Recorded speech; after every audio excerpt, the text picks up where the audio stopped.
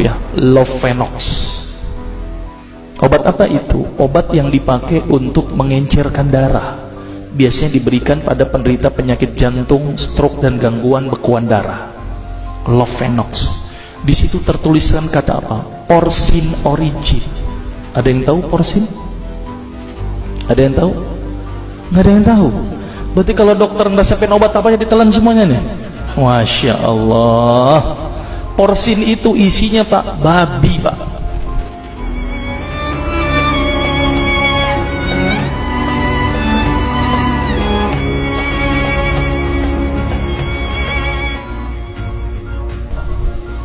Malah di boxnya tertulis kata-kata bener-bener bersumber dari babi.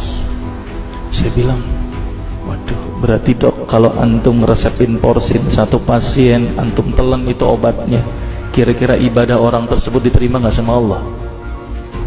Diterima apa tidak? Tidak akan diterima dok. Siapa yang dipersalahkan nanti? Antum yang menuliskan resep. Satu, diambil lagi obat yang kedua. Saya cerita latar belakang dulu ya sebelum saya terapi senyum. Diambil obat yang kedua. Pada waktu itu diambil apa? Atrapid.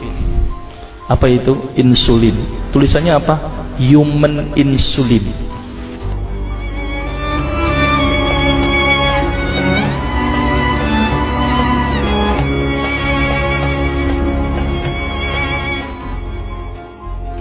Jadi diambil dari manusia yang telah meninggal, diambil pankreasnya, insulinnya, yang menderita penyakit kanker pankreas, dibuatlah obat. Berarti dokter sudah menyuntikkan manusia ke dalam manusia. Diambil lagi obat yang ketiga. Oh, luar biasa ini dokter. Apa Ustadz ini? Diambil obat namanya analsik. Apa itu analsik? Obat untuk pusing. Ini di kalangan dokter sering resepin ini. Isinya apa? Antalgin dan diazepam.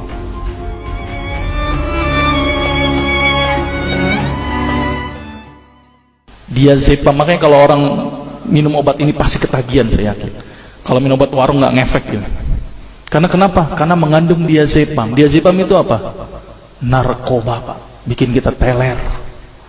Maka itu cara nyari uang paling gampang, pasti aja resepin analsik, pasti balik lagi dia. Karena kenapa? Narkobanya bikin kecanduan. Dia mengandung diazepam. Diazepam fatwa ulama bagaimana? Haram. Diambil lagi obat batuk, kodein.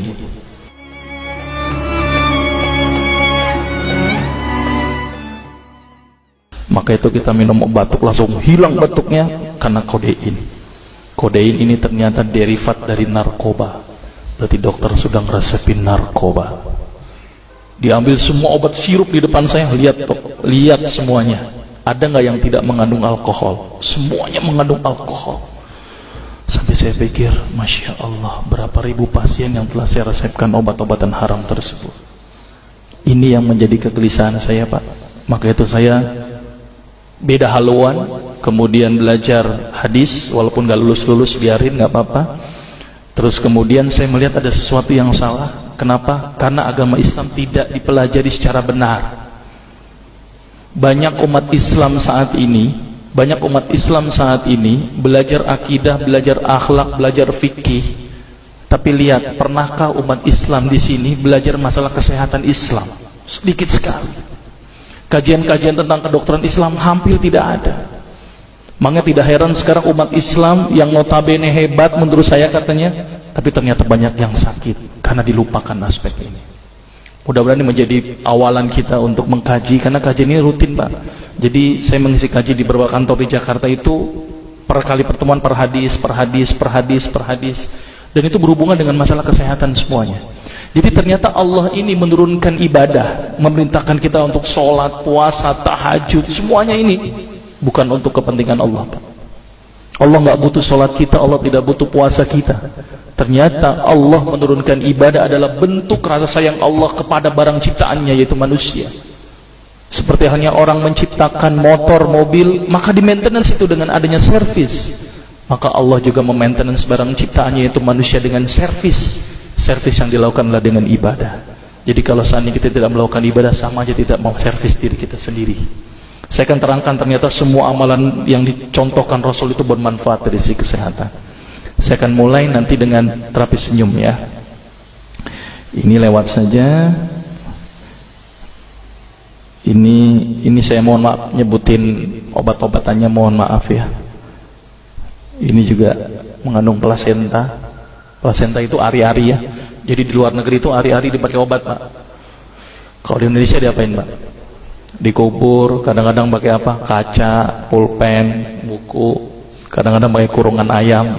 Kreatif, tapi kreatif nggak benar. Gitu ya. Misalnya ini obat Lovenox namanya ya, jadi bersumber babi. Ini yang mengandung narkoba. Wah, dulu tuh saya kalau jadi dokter gila-gilaan pengasih narkoba, Pak. Setiap ibu hamil, setiap ibu datang dengan bawa anak kecil, itu anak kecil pasti saya kasih narkoba, Pak. Kenapa? Karena ibu-ibu paling seneng kalau anaknya datang terus kemudian tidur pules. Wah, seneng banget tuh ibu-ibu. Apalagi obatnya yang tokcer, paling seneng itu orang. Maka itu saya kalau ngasih obat antibiotik dulu nggak, namanya amoxicillin, ampicillin, nggak level buat saya. Apa yang saya kasih? Cephalosporin. Obat turun demam aja nggak ngefek, menurut saya cuma 500 mg, Pak. 650. Dan selalu anak kecil datang kan alasannya takut kejang. Selalu saya tambahkan apa ini, Pak? Luminal. Saya dulu bandar narkoba, Pak, tapi legal, resep. Makanya itu saya banyak dosa ini. Mudah-mudahan ini bisa menembus dosa saya nanti di akhirat.